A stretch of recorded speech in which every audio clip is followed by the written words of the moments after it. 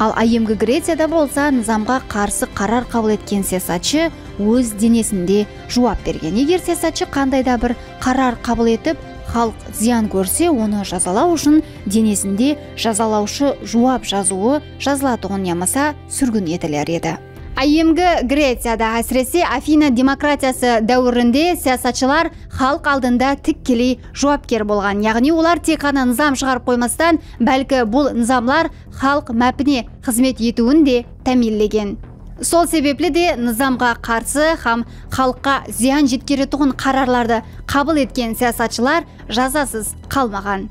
Егер де саясатчы өз лауазымынан пайдаланып, халыққа материалдық һәм социалдық тараптан зиян жеткерсе, ол қатаң түрде жазаланған. Бұндай жазалар әдетте оны кемсіту, денесіне зиян жеткеру һәм ең көп жасатығын сүргін қылу болған.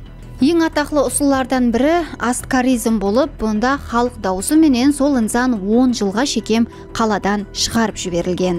Бұндай тәртіптер арқылы афиналықлар саясатшыларды хәддінен аспауға һәм халық сеніміне мүнәсіп болуға мәжбүр еткен. Бұл система демократиялық басқарудың ерте формасы болып, саяси жауапкершілік идеясы айне міне бұл жерде терең тамыр жайған. Нәтижеде айымгы Греция тарихында саяси жетекшілік жеңілдік емес, бәлкі үлкен жауапкершілік болған.